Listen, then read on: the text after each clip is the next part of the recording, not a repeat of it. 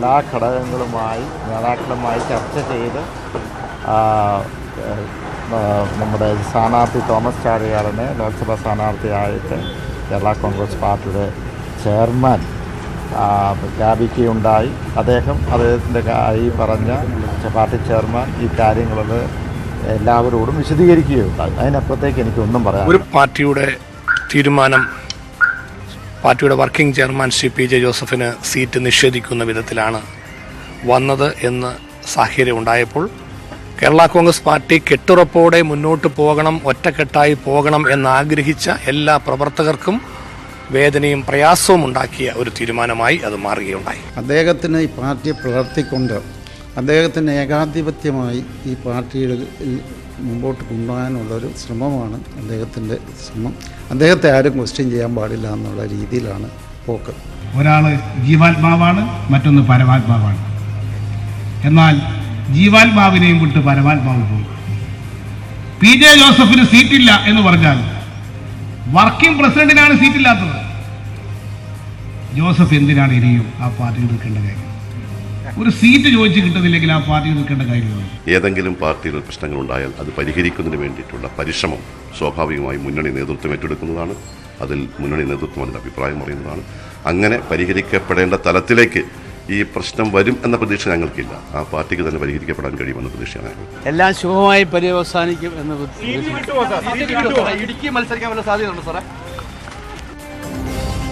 എല്ലാം ശുഭമായി വരും എന്ന് നാട്ടുകാരോട് പറഞ്ഞ് PJ ജോസഫ് തിരുവനന്തപുരത്തേക്ക് പുറപ്പെട്ടിട്ടുണ്ട്. അദ്ദേഹത്തിൻ്റെ ശുഭപ്രതീക്ഷ മത്സരിക്കാനുള്ള സീറ്റിൻ്റെ കാര്യത്തിലാണ്. പക്ഷേ KM മാണിയുമായി അദ്ദേഹം ഇനിയും യോജിക്കും, പാർട്ടി ഒന്നിച്ചു തന്നെ പോകും എന്ന കാര്യത്തിൽ അധികമാർക്കും ആ പ്രതീക്ഷ ഇപ്പോഴില്ല. പാർട്ടി പിളരുമോ എന്നതിനേക്കാൾ കോൺഗ്രസും മുന്നണിയിലെ മറ്റു പാർട്ടികളും ഭയപ്പെടുന്നത് 2 മണ്ഡലങ്ങളിലെ വിജയസാധ്യതയെ സംബന്ധിച്ചാണ്. കോട്ടയത്തിന് പുറമെ ഇടുക്കിയിലും ഇത് പ്രശ്നമുണ്ടാക്കാൻ ഇടയുണ്ട് എന്ന് അവർ പേടിക്കുന്നു. അതുകൊണ്ട് തന്നെ കോൺഗ്രസ് നേതൃത്വം ഇടപെട്ട് പ്രശ്നപരിഹാരമുണ്ടാക്കിക്കൊള്ളും എന്ന് കരുതുന്നവരുമുണ്ട്. എങ്ങനെയാകും ആ പരിഹാരം? കോൺഗ്രസിന് എന്ത് ചെയ്യാനുണ്ട് ഇപ്പോഴത്തെ പ്രശ്നങ്ങളിൽ? കോട്ടയത്ത് ഇടതുമുന്നണിയുടെ സാധ്യത കൂടുകയാണോ? ജോസഫ് ഇടതുമുന്നണിയിലേക്ക് പോകുമോ? ഇവയാണ് നമ്മുടെ മുന്നിലുള്ള ചോദ്യങ്ങൾ. ഒപ്പം എന്തുകൊണ്ടാണ് ഈ പ്രശ്നങ്ങൾക്കൊക്കെയും കാരണമാകും വിധം ജോസഫിനെ മാണിയും മകനും വഴിയിലിറക്കി വിട്ടത്? പ്രൈം ഡിബേറ്റിലേക്ക് സ്വാഗതം. പ്രേക്ഷകരുടെ അഭിപ്രായത്തിനായി ഞങ്ങൾ മുന്നോട്ട് വെക്കുന്ന ചോദ്യം ഇന്ന് ഇതാണ്: ഇപ്പോഴത്തെ പ്രശ്നങ്ങൾ UDFിൻ്റെ വിജയസാധ്യത കുറയ്ക്കുമോ? ഇതാണ് ഞങ്ങളുടെ ചോദ്യം. നിങ്ങളുടെ അഭിപ്രായങ്ങൾ ഫേസ്ബുക്കിലൂടെയും വാട്സാപ്പിലൂടെയും അറിയിക്കാം. UDFിലെ പ്രശ്നങ്ങൾ വിജയസാധ്യത കുറയ്ക്കുമോ?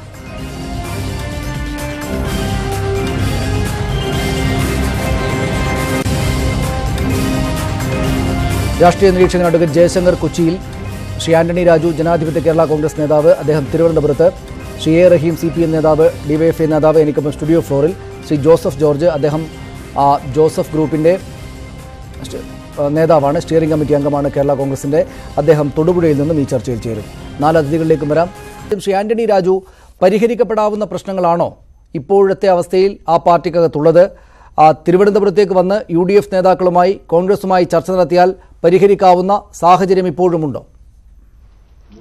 ആ പാർട്ടിക്കകത്ത് നിന്ന് പ്രശ്നം പരിഹരിക്കാൻ കഴിയില്ല എന്ന് ഉത്തമബോധ്യം വന്നുകൊണ്ടാണല്ലോ PJ ജോസഫ് സാർ തിരുവനന്തപുരത്ത് കോൺഗ്രസ് നേതാക്കന്മാരെ കാണാൻ വന്നിരിക്കുന്നത്. ഇതിനകത്ത് ഈ പ്രശ്നം പരിഹരിക്കാൻ 2 സാധ്യതകൾ മാത്രമേ ഉള്ളൂ. ഒന്ന്, ഇടുക്കിയോ ചാലക്കുടിയോ PJ ജോസഫ് സാറിന് മത്സരിക്കാൻ നൽകാൻ കോൺഗ്രസ് തയ്യാറാകണം. അല്ലെങ്കിൽ മാണിയുടെ സമ്മതത്തോടുകൂടി PJ ജോസഫ് സാറിൻ്റെ പ്രത്യേക പാർട്ടിയായിട്ട് അംഗീകരിച്ചുകൊണ്ട് UDFിൽ ഒരു ഘടകകക്ഷിയായി തുടരാൻ കോൺഗ്രസ് പാർട്ടി അതിനുള്ള അവസരം ഒരുക്കണം. ഇതിൽ 2-ലേതെങ്കിലും ഒന്ന് നടന്നില്ല എന്നുണ്ടെങ്കിൽ ആ പാർട്ടി ജോസഫ് വിഭാഗം മാണി ഗ്രൂപ്പിലോ UDFിലോ തുടരാനുള്ള സാധ്യത ഞാൻ കാണുന്നില്ല. അഡ്വക്കേറ്റ് ജയശങ്കർ, താങ്കൾ എങ്ങനെയാണ് കാണുന്നത്? ഇത് 2 മണ്ഡലത്തിലെ വിജയസാധ്യതയെ തന്നെയും ബാധിക്കുന്ന ഒന്നാണ് എന്ന നല്ല ഗൗരവം മുന്നണി നേതൃത്വത്തിനുണ്ടാകും, കോൺഗ്രസ് നേതൃത്വത്തിനുണ്ടാകും. കോൺഗ്രസിന്റെ ഇടപെടൽ ഏത് വിധത്തിലാകും? അപകടമില്ലാതെ ഈ പ്രശ്നത്തെ പരിഹരിച്ചു പോകാൻ സാധിക്കുന്ന സാഹചര്യമുണ്ടോ ഇപ്പോഴും?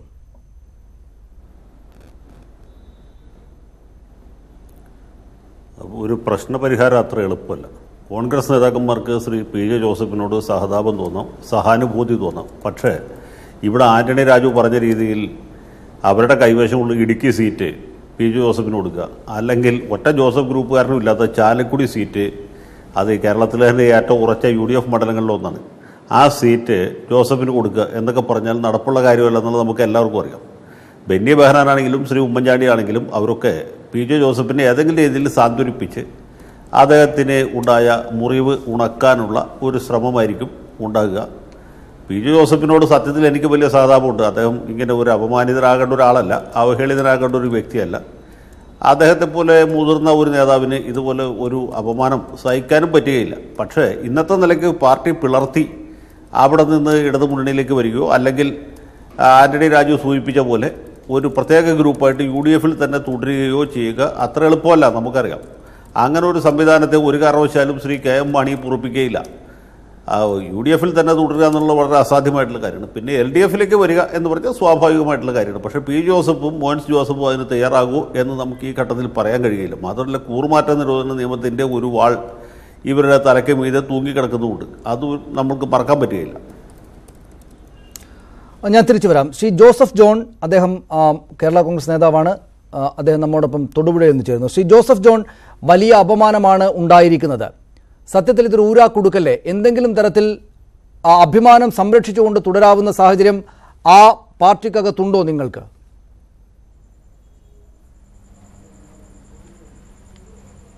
പാർട്ടിക്കകത്ത് ഇന്ന് നടന്നുകൊണ്ടിരിക്കുന്ന കാര്യങ്ങൾ തികച്ചും ജനാധിപത്യ വിരുദ്ധമായിട്ടുള്ള കാര്യങ്ങളാണ്. പാർട്ടി ജോസഫ് ഗ്രൂപ്പും മാണി ഗ്രൂപ്പും ലയിക്കുന്ന സമയത്ത് ഉണ്ടാക്കിയിട്ടുള്ള ധാരണ അപ്പാടെ ലംഘിച്ചുകൊണ്ടുള്ള പ്രവർത്തന ശൈലിയാണ് മാണി ഗ്രൂപ്പിൻ്റെ ഭാഗത്തു നിന്ന് ഇന്നോളം നടന്നിട്ടുള്ളത്. വാസ്തവത്തിൽ KM മാണി സാറും PJ ജോസഫ് സാറും കൂടി ജയന സമയത്തുണ്ടാക്കിയ ധാരണ തുല്യ പങ്കാളിത്തത്തോടുകൂടി കൂട്ടായ നേതൃത്വത്തോടുകൂടി കൂട്ടായി കൂടിയാലോചിച്ച് മാത്രം നയപരമായ തീരുമാനങ്ങൾ എടുക്കുകയുള്ളൂ എന്നുള്ള പ്രാഥമികമായിട്ടുള്ള ധാരണയിലാണ് ലയനം നടക്കുന്നത്. അതിനുശേഷം ലയനം നടന്നു കഴിഞ്ഞപ്പോൾ അതിനകത്ത് മായം ചേർത്തു. പാർട്ടി ഭാരവാഹികളെ നിശ്ചയിച്ചപ്പോൾ പകുതി എന്നുള്ളത് മാറ്റി 1:3 എന്നുള്ള പ്രപ്പോഷനെ അംഗീകരിക്കാൻ കഴിയൂ എന്ന് മാണി വിഭാഗം അന്ന് നിലപാടെടുത്തു. അതിനെ തുടർന്ന് നടന്ന ചർച്ചകളിൽ 1/3 ഭാരവാഹികൾ ജോസഫ് ഗ്രൂപ്പിനും 2 ഭാരവാഹികൾ മാണി ഗ്രൂപ്പിനുമായിട്ടാണ് എല്ലായിടത്തും വിധിച്ച് തീരുമാനമുണ്ടാക്കിയത്. ഈ പാർലമെൻറ്റ് തെരഞ്ഞെടുപ്പിൻ്റെ സീറ്റിൻ്റെ വിഷയത്തിൽ പറഞ്ഞാൽ പോലും അന്നുണ്ടാക്കിയിരിക്കുന്ന ഈ 50-50 എന്നുള്ളത് മാറി 1:3 എന്നുള്ള പ്രപ്പോർഷൻ പോലും പാലിക്കപ്പെടാൻ ഇപ്പോൾ തയ്യാറല്ല. ഈ ലയനത്തിന് ശേഷം ഒരു ലോക്സഭാ തെരഞ്ഞെടുപ്പ് നടന്നു. അതിനുശേഷം അന്ന് മാണി വിഭാഗത്തിൽ നിന്നുള്ള ശ്രീ ജോസ് കെ മാണിയാണ് കോട്ടയത്ത് മത്സരിച്ചത്. അതിനുശേഷം ഒരു രാജ്യസഭാ സീറ്റ് പാർട്ടിക്ക് കിട്ടി. അവിടെ മത്സരിച്ചത് മാണി വിഭാഗത്തിൽ നിന്നുള്ള അഡ്വക്കേറ്റ് ജോയി എബ്രാഹമാണ്. അതിനുശേഷം വീണ്ടും ഒരു രാജ്യസഭാ സീറ്റ് കിട്ടുന്നു. അതും മാണി വിഭാഗത്തിന് വീണ്ടും ശ്രീ ജോസ് കെ മാണി, അന്ന് പാർലമെൻറ്റ് ലോക്സഭാ മെമ്പറായിരിക്കുന്ന ശ്രീ ജോസ് കെ മാണി അത് ഏറ്റെടുത്തു. അതിനുശേഷം 4ാമതായിട്ട് വന്നിരിക്കുന്ന സീറ്റാണ് ഇപ്പോൾ ലോക്സഭയിലേക്ക് ഉള്ള ഈ തെരഞ്ഞെടുപ്പ് നടക്കുന്നത്.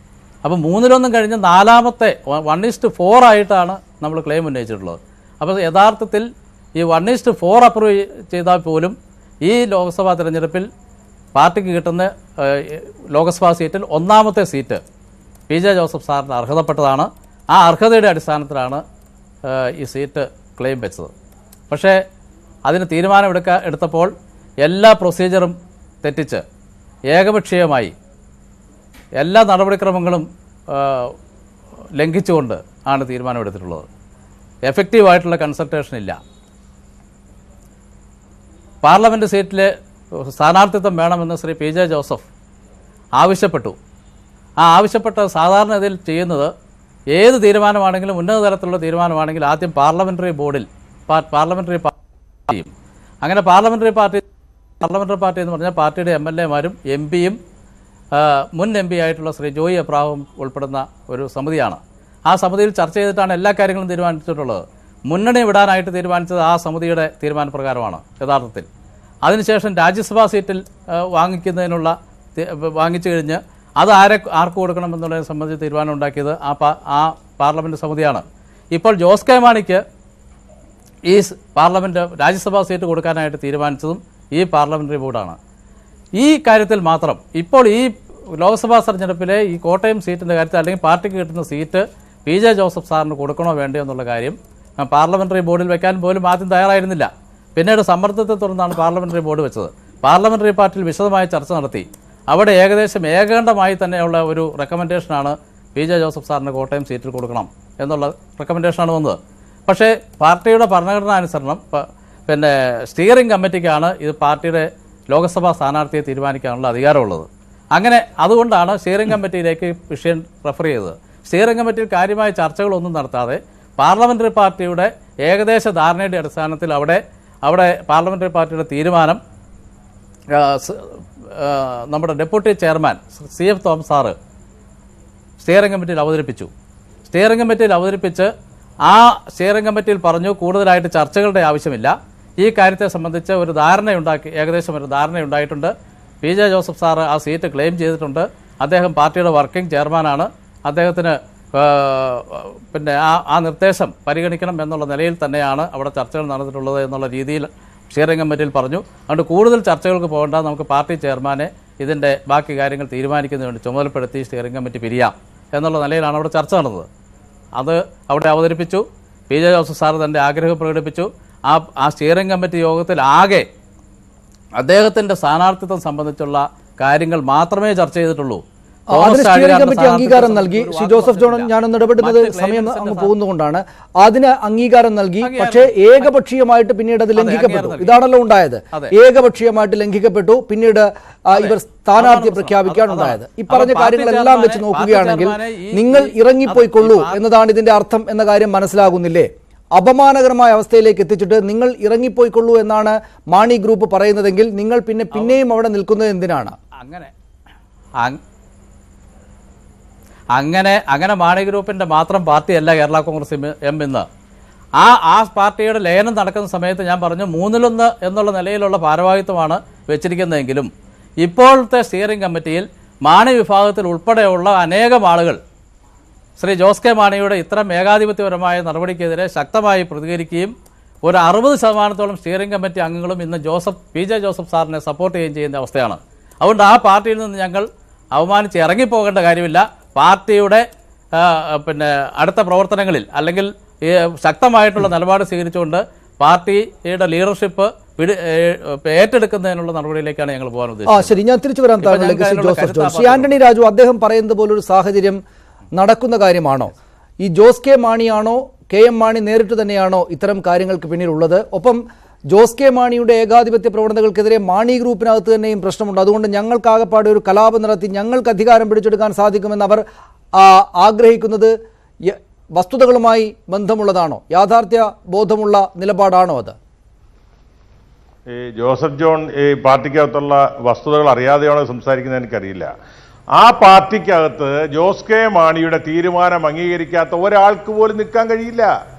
അതൊക്കെ നമ്മൾ എത്രയോ കാലമായി ഞങ്ങളൊക്കെ പണ്ടേ പറഞ്ഞതാണല്ലോ. ഞങ്ങൾ 2.5 കൊല്ലം മുമ്പ് ഈ പാർട്ടിക്കകത്ത് ഏകാധിപത്യമാണ്, കുടുംബവാഴ്ചയാണ്, ജനാധിപത്യമില്ല എന്ന് പറഞ്ഞപ്പോൾ അതിനെയൊക്കെ പുച്ഛിച്ച് തള്ളിയവരാണല്ലോ നിങ്ങൾ. അന്ന് ഞങ്ങളിത് പറഞ്ഞപ്പോൾ നിങ്ങളിത് അംഗീകരിച്ചില്ലല്ലോ. ഇപ്പം നിങ്ങളുടെ ഒരു വിഷയം വന്നപ്പോൾ മാത്രം എന്താ ഇങ്ങനെ ഒരു അഭിപ്രായം പറയുന്നത്? ഒരു കാര്യം ഞാൻ പറയാം, മാണി ഗ്രൂപ്പിനകത്തുള്ള എല്ലാ കമ്മിറ്റികളിലും KM മാണിക്ക് മൃഗീയമായ ഭൂരിപക്ഷമാണ്. ഞാൻ ചോദിക്കട്ടെ, ശ്രീ ജോസഫ് ജോൺ പറഞ്ഞ ഈ കാര്യം ഇതുവരെ CF തോമസ് എന്ന് പുറത്ത് പറയുന്നില്ലല്ലോ. അതല്ല ശരി. ഞാൻ ചോദിക്കട്ടെ, സ്റ്റിയറിംഗ് കമ്മിറ്റിയും പാർലമെന്ററി പാർട്ടിയും ഈ തീരുമാനം അംഗീകരിച്ചുവെങ്കിൽ എന്തിനാണ് പിന്നെ KM മാണിയെ ചുമതലപ്പെടുത്തിയത്? ചുമതലപ്പെടുത്തേണ്ട കാര്യമില്ലല്ലോ. അതൊന്നുമല്ല ശരി. സ്റ്റിയറിംഗ് കമ്മിറ്റിക്കകത്ത് ശ്രീ KM മാണിക്ക് മൃഗീയ ഭൂരിപക്ഷമാണ്. അവിടെ PJ ജോസഫ് സാറിനെതിരെ രൂക്ഷമായ വിമർശനമുണ്ടായി. പിന്നെ മാണി വിഭാഗത്തിലുള്ള നേതാക്കന്മാർ പലരും സംസാരിച്ചു. അപ്പോൾ മാണി സാറാണ് അവരെ ശാന്തരാക്കിയിട്ട് എനിക്ക് കാര്യങ്ങൾ ബോധ്യപ്പെട്ടു, ഈ തീരുമാനം സ്ഥാനാർത്ഥി ആരെന്നുള്ളത് തീരുമാനമെടുക്കാൻ നിങ്ങൾ എന്നെ ചുമതലപ്പെടുത്തുക എന്ന് പറഞ്ഞു. അത് ആ കമ്മിറ്റി ചുമതലപ്പെടുത്തി. ഞാൻ ചോദിക്കട്ടെ, ജോസഫ് വിഭാഗത്തിന് ആ കമ്മിറ്റിയിൽ ഭൂരിപക്ഷം ഉണ്ടെങ്കിൽ തീരുമാനമെടുക്കാൻ മാണിയെ മാത്രം എന്തിന് ചുമതലപ്പെടുത്തി? അപ്പോൾ അതൊന്നും വസ്തുതകൾക്ക് നിരക്കാത്തതാണ്. ഒരു കാര്യം പറയാം, 3 മാസങ്ങൾക്കുള്ളിൽ ജൂണിന് മുമ്പ് ശ്രീ ജോസ് കെ മാണി ഈ പാർട്ടിയുടെ ചെയർമാനാകും. അന്നാണെങ്കിലും ഇവർക്ക് ഈ പാർട്ടിയിൽ നിന്ന് പുറത്തു പോകേണ്ടി വരും. ഒരു കാര്യം നിസ്സംശയം പറയാം, ശ്രീ ജോസ് കെ മാണി എടുക്കുന്ന തീരുമാനമായ പാർട്ടിക്കകത്ത് നടക്കൂ. അദ്ദേഹമാണ് തീരുമാനിച്ചത് ശ്രീ ചാഴികാടൻ സ്ഥാനാർത്ഥിയാകണമെന്ന്. ഇപ്പോൾ PJ ജോസഫ് സാറിന് മുമ്പിലുള്ള ആവശ്യം എന്ന് പറയുന്നത് പ്രത്യേക ഘടകകക്ഷിയായി UDF-നകത്ത് നിൽക്കുക എന്നുള്ളതാണ്. ആ പാർട്ടി പിടിച്ചടക്കുക എന്നുള്ളത് നടക്കാൻ പോകുന്ന കാര്യമല്ല. കോട്ടയം പാർലമെന്റ് മണ്ഡലത്തിലെ 7 നിയോജക മണ്ഡലങ്ങളിൽ 6 നിയോജക മണ്ഡലം കമ്മിറ്റിയും ജില്ലാ ഭാരവാഹികളും ജില്ലാ പ്രസിഡന്റും മുഴുവൻ ആളുകൾ ഒറ്റക്കെട്ടായിട്ട് പി ജോസഫ് സാറിനെ മത്സരിക്കാൻ പാടില്ല എന്ന് അവർ ആവശ്യം എഴുതി കൊടുത്തിട്ടുണ്ട്. അപ്പോൾ ശ്രീ ജോസഫ് ജോൺ പറയുന്നതും വസ്തുതയുമായി ഒരു ബന്ധവുമില്ല. ഒന്നുകിൽ അവർക്ക് ജോസ് കെ മാണിക്ക് അടിയറോ പറഞ്ഞിട്ട് പാർട്ടിയിൽ തുടരാം, അല്ലെങ്കിൽ ഈ പാർട്ടിയിൽ നിന്ന് പുറത്തു പോകാം. അത്രേ ഉള്ളൂ ശ്രീ ജോസഫ് ജോൺ. ഞാൻ ശ്രീ ജോസഫ് ജോൺ, അതല്ലാതെയുള്ള ഒരു വഴിയില്ല. ഒന്നുകിൽ ആ പാർട്ടിയിൽ നിന്ന് പുറത്തേക്ക് ഇറങ്ങുക, അല്ലെങ്കിൽ ജോസ് കെ മാണിക്ക് വഴങ്ങി അല്ലല്ല അത് ആന്റണി രാജു പറഞ്ഞു. ഇല്ല, അങ്ങനെയല്ല.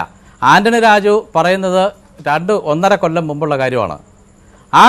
ആന്റണി രാജുവും കൂട്ടരും ഈ പാർട്ടിയിൽ നിന്ന് പോയി മറ്റ് ജനാധിപത്യ കേരള കോൺഗ്രസ് ഉണ്ടാക്കിയതിന് ശേഷം ആ സമയത്തുള്ള കാര്യമാണ് അദ്ദേഹം പറയുന്നത്. അതല്ല ശരി. സ്റ്റിയറിംഗ് കമ്മിറ്റി നടന്നതാണെന്ന് എനിക്കറിയാമല്ലോ, ഞാൻ കേട്ടോണ്ടിരുന്നല്ലേ. സ്റ്റിയറിംഗ് കമ്മിറ്റിക്കാണ് പാർലമെൻറ്റ് സ്ഥാനാർത്ഥിയെ തീരുമാനിക്കാനുള്ള അധികാരം. അതുകൊണ്ടാണ് പാർലമെൻ്ററി ബോർഡ് കൂടി ഒരു റെക്കമെൻഡേഷൻ വെച്ചിട്ട് ആ റെക്കമെൻഡേഷൻ കൂടുതൽ ചർച്ചകൾക്ക് വരാതെ തന്നെ ഈ അണ്ടർസ്റ്റാൻഡിങ്ങിന് സബ്ജക്റ്റീവ് സാറ്റിസ്ഫാക്ഷനാണ്. ഈ ചർച്ചകളുടെ അടിസ്ഥാനത്തിൽ നടന്നു കഴിഞ്ഞു.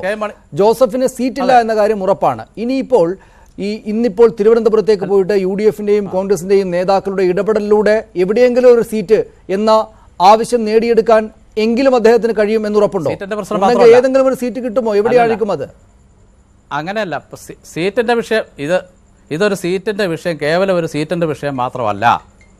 ഇത് ഈ പാർട്ടിയിൽ കേരള കോൺഗ്രസ് എമ്മിൽ ജനാധിപത്യം പുനഃസ്ഥാപിക്കാനുള്ള ഫൈറ്റ് കൂടിയാണിത്. ഇത് പാർട്ടിയുടെ ഫൈറ്റാണിത്. ആ ഫൈറ്റിൽ ഈ പഴയ മാണി വിഭാഗത്തിൽ ഈ 2 പേര് ഭാരവാഹികളുള്ളതിൽ അതിൽ ഗണ്യമായ വിഭാഗം ശ്രീ ജോസ് കെ മാണിയുടെ ഇത്തരം പ്രവർത്തനങ്ങൾക്ക് എതിരായിട്ടുള്ള സമീപനം സ്വീകരിച്ചിട്ടുണ്ട്. അത് ആന്റണി രാജുവിന് അറിയത്തില്ലാത്തതുകൊണ്ടാണ്. അങ്ങനെ ഒരു സമീപനം സ്വീകരിച്ചിട്ടുണ്ട്. അതിനകത്ത് ഗണ്യമായ വിഭാഗം ഇപ്പം PJ ജോസഫ് സാറിനോടൊപ്പമാണ്. അതുകൊണ്ട് പാർട്ടിയിൽ ആധിപത്യം സ്ഥാപിക്കാൻ കഴിയുമെന്നുള്ള ഉറച്ച വിശ്വാസം തന്നെയാണ് ഞങ്ങൾക്കുള്ളത്. അങ്ങനെ രണ്ടാമത്, ഇപ്പൊ കോട്ടയം സീറ്റിനെ സംബന്ധിച്ച് കേരള കോൺഗ്രസ് ഒരു പോയിന്റ്, PJ ജോസഫ് സാറിനുള്ളതിനേക്കാൾ വലിയ പ്രശ്നം കോൺഗ്രസിനുണ്ട്.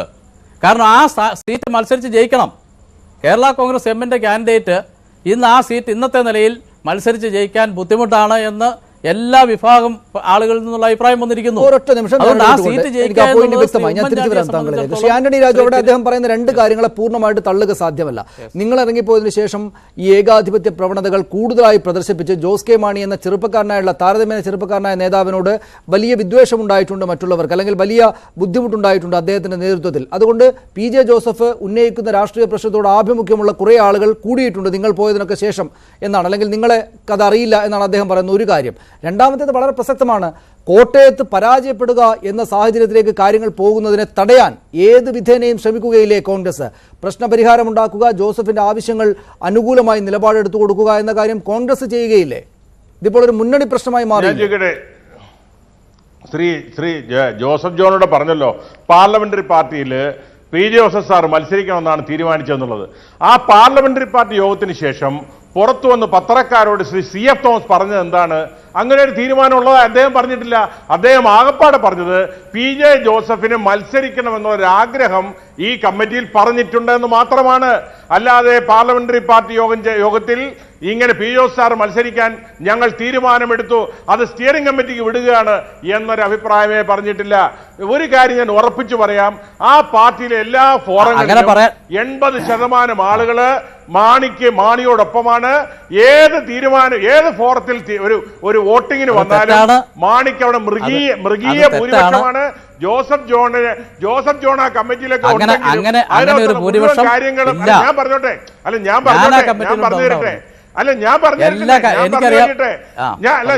ഞാനൊന്ന് പറഞ്ഞോട്ടെ കാണിക്കുന്നത് അല്ല, ഞാൻ ചെയ്യട്ടെ. ജോസഫ് ജോൺ എന്തൊക്കെ പറഞ്ഞ് തെറ്റിദ്ധരിപ്പിക്കാൻ ശ്രമിച്ചാലും നിങ്ങൾക്ക് ആ പാർട്ടിയിൽ KM മാണിയും ജോസ് കെ മാണിയും നയിക്കുന്ന പാർട്ടിയിൽ നിങ്ങൾക്കൊന്നും ചെയ്യാൻ കഴിയില്ല എന്നുള്ളതിന്റെ സൂചനയല്ലേ ജോസ് കെ മാണി രാജ്യസഭ അംഗമായിട്ട് നോമിനേറ്റ് ചെയ്യപ്പെട്ടത്? മാണി സാറും KM മാണിയും ജീവിച്ച് PJ ജോസഫ് സാർ ഉള്ളപ്പോഴല്ലേ ജൂനിയറായ ശ്രീ ജോസ് കെ മാണി കേരള യാത്ര നടത്തിയത്? നിങ്ങൾക്ക് തടയാൻ കഴിഞ്ഞോ? നിങ്ങൾ വിചാരിച്ചൊന്ന് ചെറുക്കാൻ കഴിഞ്ഞോ? ആ പാർട്ടിയിൽ ബഹുഭൂരിപക്ഷം, മൃഗീയ ഭൂരിപക്ഷം KM മാണിയും ജോസ് കെ മാണി അനുകൂലിക്കുന്നവർക്ക് തന്നെയാണ്. അവരുടെ തീരുമാനത്തെ ചെറുക്കാനുള്ള കെൽപ്പ് PJ ജോസഫ് സാറിനൊപ്പം നിൽക്കുന്ന ഇന്നത്തെ ആളുകൾക്കില്ല. അവർ തന്നെ എത്ര ആക്ഷേപങ്ങൾ ഇപ്പോൾ ഉന്നയിച്ചു. ഞാൻ ചോദിക്കട്ടെ, ഈ തീരുമാനം വന്നതിന് ശേഷം മാണി ഗ്രൂപ്പിലെ ഒരാളെങ്കിലും ഈ തീരുമാനം തള്ളിപ്പറയാൻ ഇവരോടൊപ്പം ഉണ്ടോ? ഈ ജോസഫ് ഗ്രൂപ്പിലെ ഈ 3-4 പേരല്ലാതെ മാണി ഗ്രൂപ്പിലെ ഏതെങ്കിലും ഒരാൾ ഈ കേരളത്തിൽ നിന്ന് എവിടെയെങ്കിലും ഈ തീരുമാനത്തോട് വിയോജിപ്പുണ്ട് എന്ന് പറഞ്ഞുകൊണ്ട് രംഗത്ത് വന്നിട്ടില്ല. അത് തെളിയിക്കുന്നത് ആ പാർട്ടിയിലെ 90% ആളുകളും മാണിയോടൊപ്പമാണ്, മാണിക്ക് പിന്തുണ കൊടുക്കുന്നവരാണ്, പി ജോസഫ് സാറിനോടൊപ്പം നിൽക്കുന്നവരല്ല.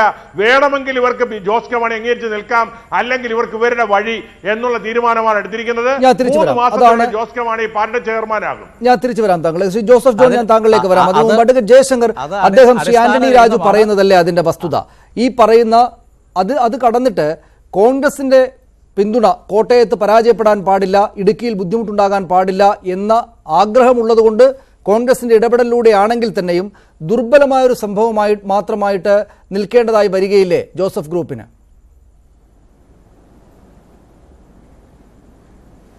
തീർച്ചയായിട്ടും ശ്രീ ജോസഫ് ജോൺ എൻ്റെ ഒരു നല്ല സുഹൃത്താണ്. അദ്ദേഹം പറയുന്ന പോലെ പാർട്ടിയിൽ വലിയൊരു വിഭാഗം നേതാക്കന്മാർക്കും പ്രവർത്തകർക്കും ജോസ് കെ മാണിയുടെ ഏകാധിപത്യപരമായ പ്രവൃത്തികളിൽ അമർഷമുണ്ട്. പക്ഷേ അവരാരും തന്നെ അത് പറയുകയില്ല. അവിടെ ശ്രീ ആന്റണി രാജു പറഞ്ഞാണ് സത്യം. അമർഷമുള്ള ആളുകളുണ്ട്, പക്ഷേ അവർക്കത് പറയാൻ കഴിയുകയില്ല. കാരണം ഈ പാർട്ടി എന്ന് പറയുന്നത് ശ്രീ കെ എം മാണിയുടെയും അദ്ദേഹത്തിൻ്റെ മകൻ ജോസ് കെ മാണിയുടെയും ഏതാണ്ട് ഒരു കുടുംബ സ്വത്ത് പോലെ ആയിരിക്കും.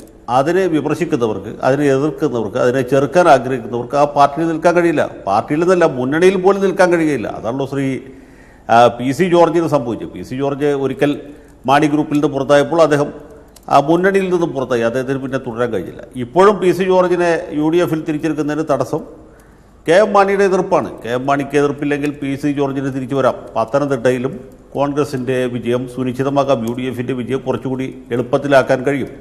അതുപോലെ ഇവിടെ ശ്രീ പി ജെ ജോസഫ് ഇടുക്കി ജില്ലയെ സംബന്ധിച്ചിടത്തോളം ഒരു ശക്തി കേന്ദ്രമാണ്. അദ്ദേഹത്തിന് ജനപിന്തുണയുണ്ട് തൊടുപുഴയിലും പരിസരങ്ങളിലും, അതുപോലെ കോതമംഗലത്തും മൂവാറ്റുപുഴയിലൊക്കെ പി ജെ ജോസഫിനെ സ്നേഹിക്കുന്ന, അദ്ദേഹത്തെ ആദരിക്കുന്ന കുറേ ആളുകളുണ്ട്. പിന്നെ ഒരു കർഷകരുടെ നേതാവാണ് ശ്രീ പി ജെ ജോസഫ്. വ്യക്തിപരമായിട്ട് നന്മയുള്ള ഒരാളാണ്. അപ്പോൾ സ്വാഭാവികമായിട്ടും അദ്ദേഹത്തെ സ്നേഹിക്കുന്ന ആളുകളുണ്ട്. അദ്ദേഹത്തിന് ഇന്നുണ്ടായ അവഹേളനത്തിലും അപമാനത്തിലും ദുഃഖിക്കുന്നവരുണ്ട്. അവർക്കൊന്നും കെ എം മാണിയുടെ സ്ഥാനാർത്ഥി ഒന്നും ചെയ്യാൻ കഴിയുകയില്ല. കാരണം എന്ന് വെച്ചാൽ ഇവരുടെ ശക്തി കേന്ദ്രം ഇടുക്കി പാർലമെൻറ്റ് മണ്ഡലമാണ്. അവർക്ക് സ്വാഭാവികമായിട്ടും ഒരു പണി കൊടുക്കണം എന്ന് തോന്നിയാൽ അത് കോൺഗ്രസിനിട്ട് കൊടുക്കാനേ പറ്റുള്ളൂ. കാരണം മറുഭാഗത്ത് കർഷകനായ ജോയ്സ് ജോർജ് സ്ഥാനാർത്ഥിയായിട്ട് നിൽക്കുകയാണ്. അപ്പോൾ അങ്ങനൊരു സാഹചര്യത്തിൽ സ്വാഭാവികമായിട്ടും കോൺഗ്രസ്സുകാർക്ക് ഭയമുണ്ടാകും, കോൺഗ്രസ്സുകാർക്ക് വേവലാതി ഉണ്ടാകും. ഇടുക്കി സീറ്റ് തിരിച്ചു പിടിക്കേണ്ടത് കോൺഗ്രസിൻ്റെ ആവശ്യമാണ്, UDF ആവശ്യമാണ്. കെ എം മാണിയും പി ജെ ജോസഫും തമ്മിലുള്ള പോരാട്ടത്തിൽ കോൺഗ്രസ്സിന് ഒരു ക്ഷതം സംഭവിക്കാൻ പാടില്ല. കോട്ടയത്ത് മാണിയുടെ സ്ഥാനാർത്ഥി തോക്കുന്നത് കോൺഗ്രസ്സുകാർക്ക് സന്തോഷമുള്ള കാര്യമായിരിക്കും. തോക്കട്ടെ എന്നായിരിക്കും അവർ ഉള്ളോട് ആഗ്രഹിക്കുന്നത്. പക്ഷേ ഇടുക്കിയിൽ കോൺഗ്രസ് സ്ഥാനാർത്ഥി ജയിക്കേണ്ട അവരുടെ ആവശ്യമാണ്. അതിന് ശ്രീ പി ജെ ജോസഫിനെ പരമാവധി പ്രീണിപ്പിക്കേണ്ടത്, അദ്ദേഹത്തെ സാന്ത്വനിപ്പിക്കേണ്ടത്, അദ്ദേഹത്തിൻ്റെ മുറിവുകൾ ഉണക്കേണ്ടത് കോൺഗ്രസിൻ്റെ ആവശ്യമാണ്. അതാണ് ബെന്നി ബെഹനാൻ പറഞ്ഞിരുന്നത് നമ്മൾ മനസ്സിലാക്കേണ്ടത്.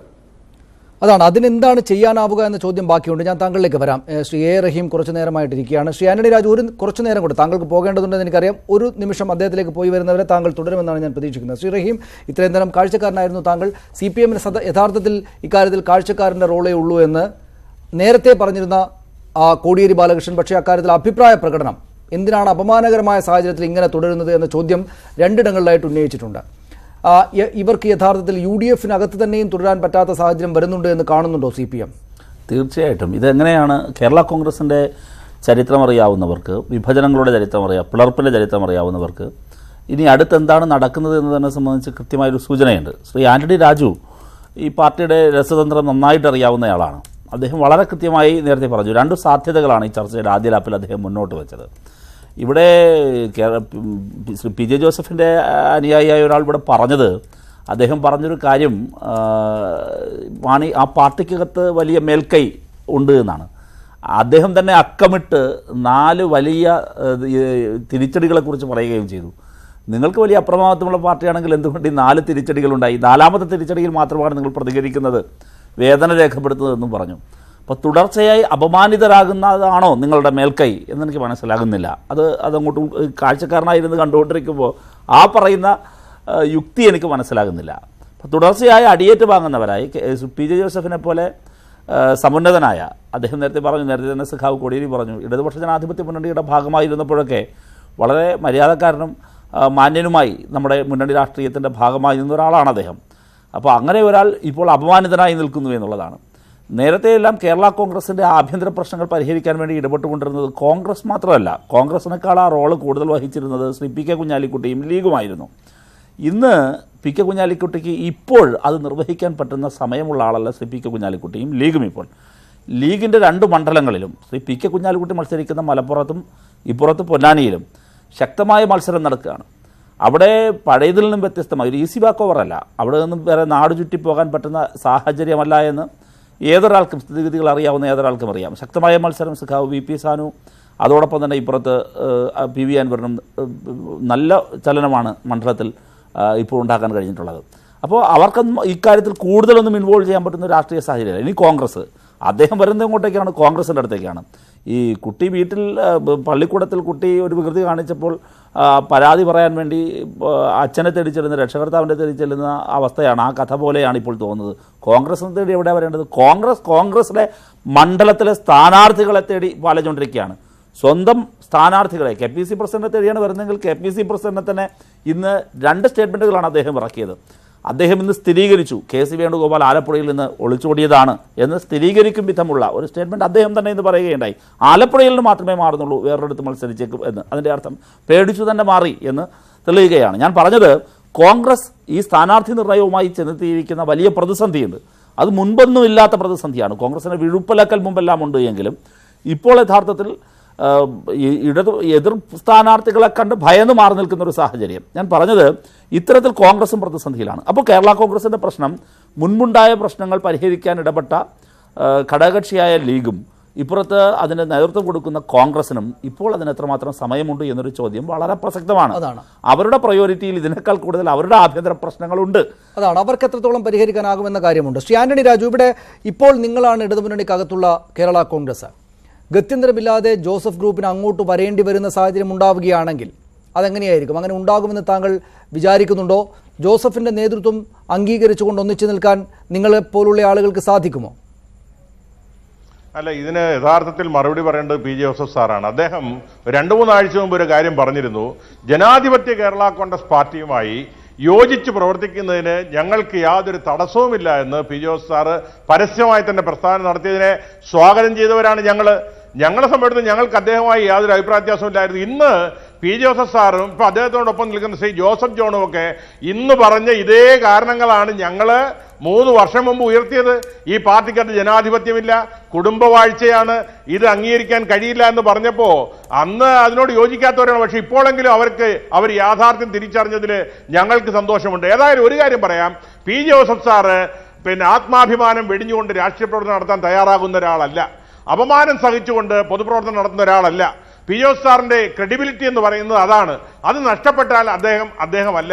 പിന്നെ ആ പാർട്ടിയിൽ പി ജെ ജോസഫ് സാറിന്, വർക്കിംഗ് ചെയർമാനായ പി ജോസഫ് സാറിന് അദ്ദേഹത്തെ പോലും രക്ഷിക്കാൻ കഴിയുന്നില്ലെങ്കിൽ കൂടെയുള്ളവരെ എങ്ങനെയാണ് അദ്ദേഹത്തെ രക്ഷിക്കാൻ കഴിയുക? അതുകൊണ്ട് അദ്ദേഹം ഒരു തീരുമാനമെടുത്താൽ അദ്ദേഹം അനാഥനാകില്ല. എന്നുള്ളതിനേക്കാൾ ഏത് മുന്നണിയിലാണെങ്കിലും ശ്രീ ആന്റണി രാജു എനിക്ക് ഇടുക്കിയിൽ മത്സരിക്കണം എന്നൊരു നിലപാട് വെച്ചാൽ ഒന്നും ചെയ്യാനാവുകയില്ലല്ലോ എൽ ഡി എഫിന്. അല്ലെങ്കിൽ വേറൊരു സീറ്റിൽ മത്സരിക്കണമെന്ന് വെച്ചാൽ എൽ ഡി എഫിന് പിന്തുണക്കാൻ പറ്റുന്ന സാഹചര്യമല്ലല്ലോ. എല്ലാ സ്ഥാനാർത്ഥികളെയും പ്രഖ്യാപിച്ചിട്ടുണ്ട്. അല്ല, പാർലമെന്റ് സീറ്റിൽ മത്സരിക്കുക എന്നുള്ളത് മാത്രമല്ലോ. അതിപ്പോ പി ജോസഫ് സാറിനെ സംബന്ധിച്ചിടത്തോളം ഇപ്പോൾ ഏതാണ്ട് അടഞ്ഞ അധ്യായമായല്ലോ. അദ്ദേഹത്തെ സംബന്ധിച്ചിടത്തോളം അതിനേക്കാൾ ഉയർന്ന ഒരു രാഷ്ട്രീയമായ പദവിയിലേക്ക് വന്നുകൊണ്ട് തന്നെ ഈ കേരള രാഷ്ട്രീയത്തിൽ മുന്നോട്ട് പോകാൻ കഴിയും എന്നുള്ള ആത്മവിശ്വാസമാണ് ഞങ്ങൾക്കുള്ളത്. പക്ഷേ അതിനുള്ള തീരുമാനമെടുക്കാനുള്ള ആർജവും അദ്ദേഹം കാണിക്കുമോ എന്നുള്ളതാണ് കേരളം നോക്കിക്കൊണ്ടിരിക്കുന്നത്. അതായത് അങ്ങോട്ട് വരികയാണെങ്കിൽ ജോസഫിന്റെ നേതൃത്വം അംഗീകരിക്കാൻ നിങ്ങളടക്കമുള്ള ആളുകൾ തയ്യാറാകും. അല്ല, അത് അദ്ദേഹം വരാൻ തയ്യാറാണ്ടോ ഇല്ലയോ എന്ന് അദ്ദേഹം പ്രസ്താവിക്കട്ടെ. അപ്പോഴല്ലേ ഞങ്ങൾ അതിനെക്കുറിച്ച് അഭിപ്രായം പറയേണ്ട കാര്യമുള്ളൂ. അദ്ദേഹം ആദ്യം പറയട്ടെ, അദ്ദേഹം നിലപാടെടുക്കട്ടെ. ശ്രീ ജോസഫ് ജോൺ, ആത്യന്തികമായിട്ട് അതാണ് ചെയ്യേണ്ടി വരിക. ഇടതുമുന്നണിയിലേക്ക് പോകണമെന്നല്ല, ഈ മുന്നണിക്കകത്ത് തന്നെയും തുടരാൻ പറ്റാവുന്ന സാഹചര്യം അടയുകയാണ് എന്ന് കാണുന്നില്ലേ താങ്കൾ? ഞാനൊരു കാര്യം പറയട്ടെ. അതായത് ആന്റണി രാജു പറയുന്ന പോലെയുള്ള അവസ്ഥ അല്ല ഇപ്പോൾ ഉള്ളത്. ഞങ്ങൾ ഫൈറ്റ് ചെയ്യുന്ന വേറെ രീതിയിലാണ്. ആന്റണി രാജു പറയുന്ന രീതിയിലുള്ള ആർജവത്വം പി ജെ ജോസഫ് സാറ് കാണിക്കേണ്ട കാര്യമില്ല. ഇപ്പോൾ ഞങ്ങൾ ഫൈറ്റ് ചെയ്യുകയാണ്. ഞങ്ങൾ പറഞ്ഞല്ലോ, ആ പാർട്ടിയിലെ ഈ ജനാധിപത്യ വിരുദ്ധ പ്രവർത്തനങ്ങളെ അംഗീകരിക്കാത്ത അനേകം ആളുകളുണ്ട്, ലീഡർഷിപ്പിലുണ്ട്. ആ ലീഡർഷിപ്പിലുള്ളവരെ സംഘടിപ്പിച്ചുകൊണ്ട് ഞങ്ങൾ മുന്നോട്ട് പോകും.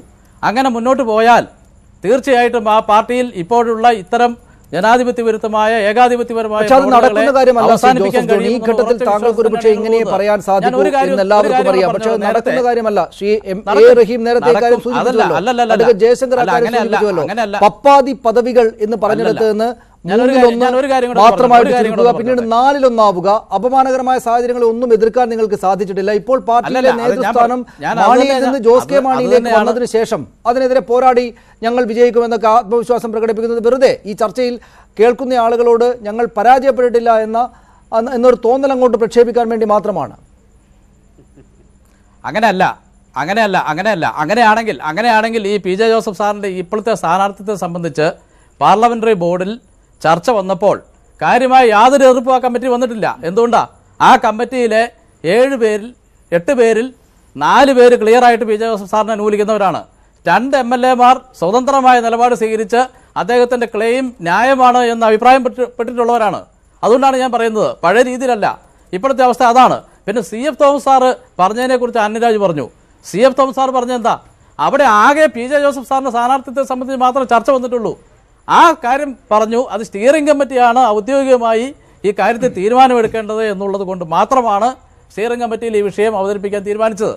പക്ഷേ അതിനുശേഷം പിന്നീട് കമ്മിറ്റികളെയെല്ലാം, ഈ ജനാധിപത്യപരമായ കമ്മിറ്റികളെയെല്ലാം അവഗണിച്ചുകൊണ്ട് ഇപ്പോൾ അവിടുത്തെ കുറേ അസ്മാദികളായിട്ടുള്ള മാണി ഗ്രൂപ്പുകാരെ വിളിച്ചുകൂട്ടി അവിടെ ഗ്രൂപ്പിസം ഉണ്ടാക്കി പാർട്ടി ഏകപക്ഷീയമായിട്ട് അവരൊരു തീരുമാനം പ്രഖ്യാപിച്ചു എന്നുള്ളത് ശരിയാണ്.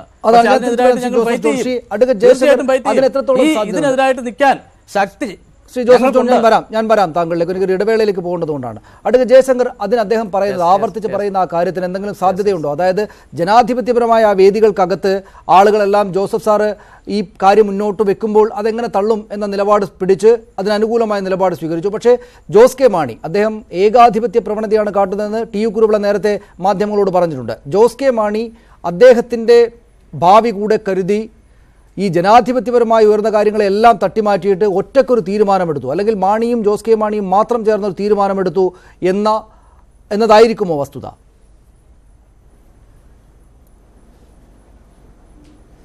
അല്ല, ഈ കേരള കോൺഗ്രസിൻ്റെ ചരിത്രത്തിൽ ഏറ്റവും പ്രധാനപ്പെട്ട ഒരു കാര്യം നമ്മൾ മറക്കാൻ പാടില്ലാത്തത്, പാർട്ടിയെ സംബന്ധിച്ച എല്ലാ തീരുമാനങ്ങളും ശ്രീ KM മാണി ഒറ്റയ്ക്കാണ് എടുത്തിരുന്നത്. ഇപ്പോൾ അദ്ദേഹത്തിന് വയ്യാതായതുകൊണ്ടാണ്, അദ്ദേഹത്തിന് പ്രായവും അനാരോഗ്യവും ഉള്ളതുകൊണ്ടാണ് ജോസ് കെ മാണി ആ ഉത്തരവാദിത്വം ഏറ്റെടുത്തിട്ടുള്ളത്.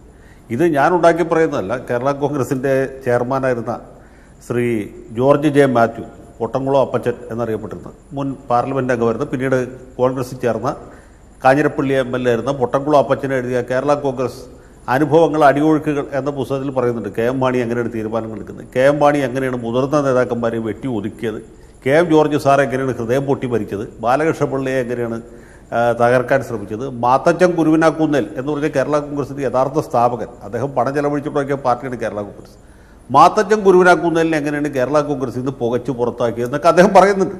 അപ്പോൾ മാത്തച്ചൻ കുരുവിനാക്കുന്നേലിനെയും KM ജോർജിനെയും ബാലകൃഷ്ണപിള്ളയും വെട്ടിയ KM മാണിക്ക് PJ ജോസഫ് ഒരു ഇരയാണോ? സത്യത്തിൽ ശ്രീ PJ ജോസഫിനോട് എനിക്ക് സാധാവുണ്ട് എന്ന് പറയുമ്പോൾ തന്നെ നമ്മളൊരു കാര്യം ആലോചിക്കണം. PJ ജോസഫ് 1989 മുതൽക്ക് അനൗപചാരികമായിട്ടും 91 മുതൽക്ക് ഔപചാരികമായിട്ടും ഇടതുമുന്നണിയുടെ അംഗമായിരുന്ന ആളാണ്. അദ്ദേഹത്തിൻ്റെ പാർട്ടി അംഗമായിരുന്നു. അവർ പ്രത്യേകിച്ച് ഒരു പ്രകോപനം കൂടാതെയാണ് 2004 തെരഞ്ഞെടുപ്പിന് 2009 തെരഞ്ഞെടുപ്പിന് ശേഷം 2010 ഇടതുമുന്നണി വിട്ടുപോയത്. അതിൻ്റെ വിലയാണ് അവരിപ്പോൾ കൊടുക്കുന്നത്. ഒരു കാര്യമുള്ള കാര്യത്തിനല്ല അവർ പോയത്. അവരെന്തുകൊണ്ട് പോയി എന്ന് ഇന്ന് വരെ നമുക്കറിയില്ല. ചില മെത്രാന്മാരുടെയൊക്കെ ദുഷ്പ്രേരണയ്ക്ക് വിധേയരായിട്ടാണ് പോയതെന്ന് കരുതപ്പെടുന്നു, നമുക്കറിയില്ല. ഏതായാലും ഇന്ന് ശ്രീ PJ ജോസഫ് വിളിച്ചു വരുത്തിയ വിനയാണ് അനുഭവിച്ചുകൊണ്ടിരിക്കുന്നത്. ഇത് പറയുമ്പോൾ എനിക്ക് അദ്ദേഹത്തോട് സഹതാപമുണ്ട്, എങ്കിൽ പോലും പറയാതിരിക്കാൻ നിവൃത്തിയില്ല. ഇവിടെ എന്തെങ്കിലും പ്രശ്നം ഉണ്ടായിട്ടാണോ എൻ്റെ ജോസഫ് ജോണെ നിങ്ങൾ ഐക്യമുന്നണിയിലേക്ക് പോയത്? ഒരു കാര്യം ഉണ്ടായിരുന്നില്ല. ഒരു കാര്യമില്ലാതെ, ഒരു വഴക്കമില്ല, ഒരു വയ്യാവേലിയില്ല, ഒരു അഭിപ്രായ വ്യത്യാസമില്ല. വെറുതെ ഒരു സുപ്രഭാതത്തിൽ അദ്ദേഹം എഴുന്നേറ്റ് പാട്ടും പാടി മറ്റേ മുന്നണിയിലേക്ക് പോവുകയാണ്. അങ്ങനെയല്ലേ ഉണ്ടായത്? അതിൻ്റെ വിലയാണ് ഇപ്പോൾ കൊടുക്കുന്നത്. ശ്രീ KM മാണിയുടെ സ്വഭാവം അറിയാൻ പാടാത്ത ആളല്ലല്ലോ PJ ജോസഫ്. ഇത് മറ്റേ കൊക്കും ചെന്നായും എന്ന കഥയിലെ പോലെയാണ്. ചെന്നായിയുടെ വായിൽ തലയിട്ടതിന് ശേഷം കൊക്ക് പ്രതിഫലം ചോദിക്കുമ്പോൾ പറഞ്ഞു, നീ തലയിട്ടിട്ട് ഞാൻ കടിച്ചില്ലല്ലോ, അത് തന്നെ എൻ്റെ സ്വഭാവം വെച്ച് നോക്കുമ്പോൾ അത് വലിയൊരു കാര്യമല്ലേ എന്ന് ചോദിച്ച പോലെ ആ ചെന്നായിയുടെ ന്യായമാണ് ശ്രീ KM മാണി ഇപ്പോൾ പറയുന്നത്. കൊക്കിൻ്റെ അവസ്ഥയിലാണ് പ്രിയപ്പെട്ട PJ ജോസഫ്. തലയൂരി പോവുക എന്ന് മാത്രമേ കരണീയമായിട്ടുള്ളൂ. ഞാൻ താങ്കളിലേക്ക് വരാം. ഞാൻ അതിനെക്കുറിച്ച് എൻ്റെ സുഹൃത്ത് പറയൂ. ഒരു കാര്യം ഒന്ന് പറഞ്ഞോട്ടെ.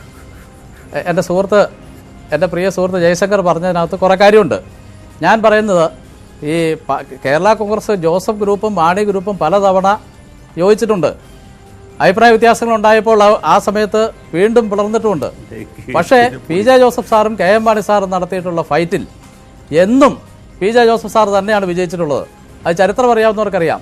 ആദ്യം യു ഡി എഫിൽ വന്ന 82 യു ഡി എഫിലേക്ക് വന്നപ്പോൾ മാണി ഗ്രൂപ്പ് ആന്റണി കോൺഗ്രസും മാണി ഗ്രൂപ്പും യു ഡി എഫിലേക്ക് വന്നപ്പോൾ അന്ന് മത്സരിച്ച് കൂടുതൽ സീറ്റ് വാങ്ങിച്ചെടുത്തു മാണി ഗ്രൂപ്പ്. അവസാനം മത്സരിച്ച് കഴിഞ്ഞപ്പോൾ ഞങ്ങൾക്ക് 8 സീറ്റും വിജയിച്ചത്, ഞങ്ങൾ 8 സീറ്റ് വിജയിച്ചു, മാണി ഗ്രൂപ്പ് 6 സീറ്റും വിജയിച്ചു. ശേഷം വീണ്ടും യോജിപ്പ് വന്നപ്പോൾ ഇതുപോലെ തന്നെ വന്നു, ഒരേ മുന്നണി നിന്നുകൊണ്ട്. അപ്പോൾ ഈ കഴിഞ്ഞ 1.5 വർഷമായിട്ട് ലയനത്തിന് ശേഷമുള്ള കാലഘട്ടത്തിൽ മാണിയും പി ജെ ജോസഫ് സാറും തമ്മിൽ ഒരു ഫൈറ്റ് നടന്നിട്ടില്ല. വളരെ സൗഹാർദ്ദപരമായിട്ടാണ് പോയിട്ടുള്ളത്. അദ്ദേഹം ആവശ്യപ്പെട്ട കാര്യങ്ങളെല്ലാം അംഗീകരിച്ചു കൊടുത്തിട്ടുണ്ട്, പരസ്പരം ചർച്ച ചെയ്തിട്ടുണ്ട്. പക്ഷേ ഇപ്പോൾ അതല്ല സ്ഥിതി. ഇപ്പോൾ ഫൈറ്റ് തുടങ്ങി. ഈ ഫൈറ്റിൽ മാണി സാറും പി ജെ ജോസഫ് സാറല്ല, ജോസ് കെ മാണിയും പി ജെ ജോസഫ് സാറും തമ്മിലുള്ള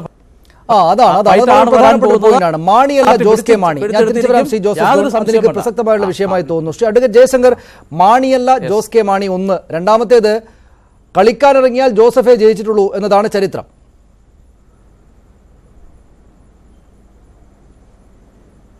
അല്ല, ശ്രീ ജോസഫിന് ഈ പറഞ്ഞ ഘട്ടങ്ങളിലൊക്കെ വിജയം ഉണ്ടായിട്ട് മാത്രമല്ല, പാർട്ടി പിളർന്നപ്പോൾ തൊട്ടുണ്ട് ജോസഫ് ജോൺ 1978-79 പാർട്ടി പിളരി, 78 അവസാനം അല്ലെ 79 പാർട്ടി പിളരിപ്പോൾ കെ എം മാണിയുടെ ആവശ്യം എന്തായിരുന്നു? പി ജെ ജോസഫിന്റെ നോമിനി ആയിട്ടുള്ള TS ജോണിനെ മന്ത്രിസഭയിൽ നിന്ന് പുറത്താക്കണം എന്നുള്ളതായിരുന്നു. അന്ന് പി കെ വാസുദേവൻ നായരും അന്നത്തെ ഭരണമുന്നണിയും കട്ട് ആൻഡ് ഡ്രൈ ആയിട്ട് പറഞ്ഞു, ഒരു കാരണവശാലും TS ജോണിനെ മന്ത്രിസഭയിൽ നിന്ന് പുറത്താക്കില്ല, മാണിക്ക് വേണമെങ്കിൽ പോകാമെന്ന് പറഞ്ഞു. മാണിയും കുറുപ്പും രാജിവെക്കാൻ തീരുമാനിച്ചു. അവസാനം കുറുപ്പ് രാജിവെച്ചില്ല, മാണി മാത്രം രാജിവെച്ചു. അന്ന് നമ്മുടെ കാർട്ടൂണിസ്റ്റ് യേശുദാസൻ പറഞ്ഞ കാർട്ടൂൺ എനിക്ക് ഇപ്പോഴും ഓർമ്മയുണ്ട്. ഏതൻ തോട്ടത്തിൽ നിന്ന് ആദം മാത്രം പുറത്തായി എന്നാണ്. ഹൗവയുടെ റോളിൽ നാരായണക്കുറുപ്പാണ് അദ്ദേഹം ആപ്പിളും കടിച്ചുകൊണ്ടിരിക്കുന്ന പടം പത്രത്തിൽ വന്നാൽ ഞാനിപ്പോൾ ഓർക്കുന്നുണ്ട്. അപ്പോൾ അന്ന് മുതൽക്ക് കെ എം മാണി ഒരുപാട് പരാജയങ്ങൾ ഏറ്റുവാങ്ങി എന്നുള്ളത് ശരിയാണ്. പക്ഷേ അന്ന് ശ്രീ കരുണാകരനെ പോലുള്ള വലിയ വലിയ കളിക്കാരൊക്കെ കളത്തിലുണ്ടായിരുന്നു. ഇന്നത്തെ സ്ഥിതി അതല്ലോ. മാത്രമേ കെ എം മാണിയുടെ സ്ഥാനത്ത് ജോസ് കെ മാണിയാണ്. ജോസ് കെ മാണിക്ക് കെ എം മാണിയുടെ കഴിവോ പ്രാപ്തിയോ ഇല്ലെങ്കിലും അദ്ദേഹത്തെക്കാളും ആക്രാന്തം കൂടുതലുണ്ട് എന്ന കാര്യം എല്ലാവരും അംഗീകരിക്കുമല്ലോ. മാത്രവുമല്ല, ഈ ഒരു കൊല്ലം പാർലമെന്റിൽ ബാക്കിയുള്ള സമയത്ത് രാജ്യസഭയിലേക്ക് പോയത് തന്നെ ആലോചിച്ച് നോക്കിയാൽ പോരെ. കേരള ചരിത്രത്തിലേക്ക് ഒരു സംഭവം ഉണ്ടായിട്ടുണ്ട്. ആക്രാന്തം കൂടുതലാണ്. അല്ല, അങ്ങനെയാണെങ്കിൽ അഡ്വക്കേറ്റ് ജയശങ്കർ, കെ എം മാണിയോടുള്ള ഒരു ആരാധനയും ബഹുമാനവും ഒന്നും ഉണ്ടാകുന്ന ആളുകളായിരിക്കില്ലല്ലോ ആ പാർട്ടിക്കകത്ത് ഉണ്ടാവുക. ജോസ് കെ മാണി എല്ലാവരെയും വെട്ടി നേതാവായിട്ട് ആക്രാന്തത്തോടു കൂടി രംഗത്ത് വരുന്ന സാഹചര്യമാണെങ്കിൽ ശ്രീ ജോസഫ് ജോണും പറയുന്നത് പോലെ അവർക്കൊപ്പം കുറെ മാണിക്കാർ കൂടെ വരിക എന്ന സാഹചര്യം കൂടെ പരിഗണിക്കാവുന്നതല്ലേ ഉള്ളൂ, അല്ലെങ്കിൽ നടക്കാവുന്നതല്ലേ ഉള്ളൂ.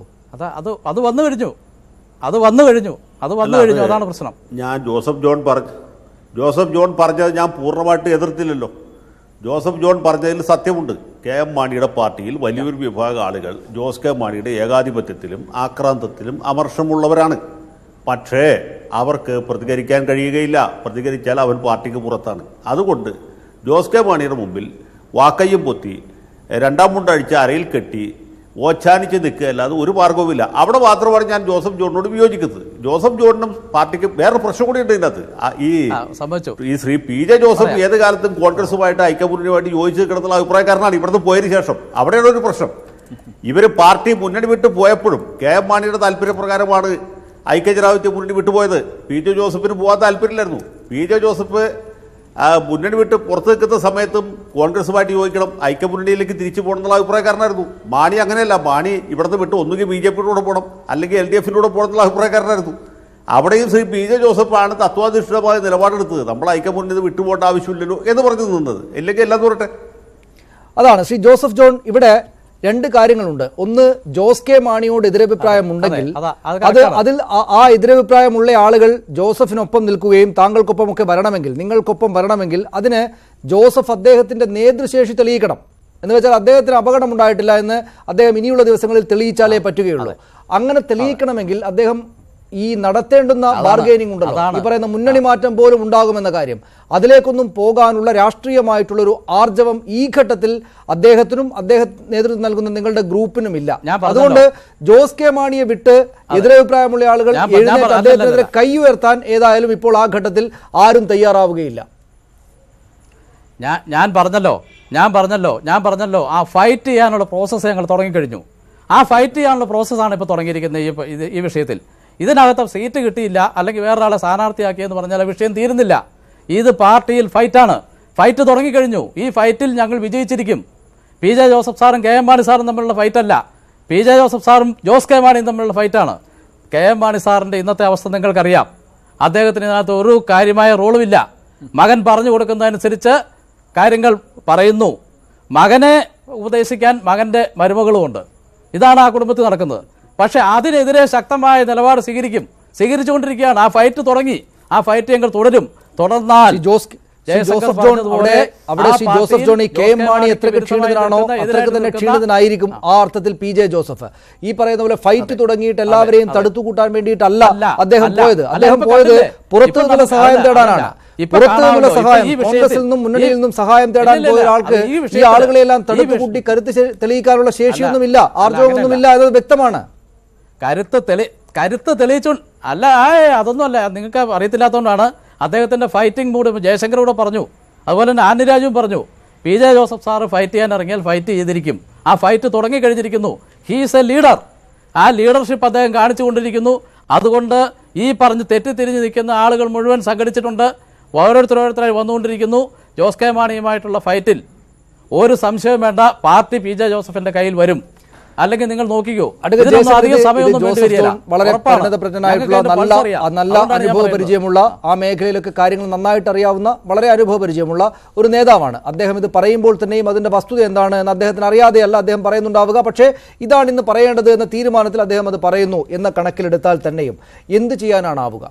കോൺഗ്രസിന് സ്വാഭാവികമായിട്ടും ഇതിൽ ഇടപെട്ടേ പറ്റൂ. കാരണം കോട്ടയത്ത് വി എൻ വാസവൻ ശക്തനായിട്ടുള്ള എതിരാളിയാണ്. അവിടെ എന്ത് തിരിച്ചടി ഉണ്ടാകുമോ എന്ന ഭയപ്പാട് അവിടെയുണ്ട്. ഇടുക്കിയിലാണെങ്കിലും ഈ രണ്ടിടങ്ങളിൽ ഏറ്റവും പ്രധാനപ്പെട്ട നിർണായകമായ ഒരു തെരഞ്ഞെടുപ്പിൽ എങ്ങനെ ഈ കാര്യങ്ങളെ ഒന്നിച്ചു കൊണ്ടുപോകാനാകും? അവർക്ക് മുന്നിലുള്ള സൊല്യൂഷൻ എന്താണ്?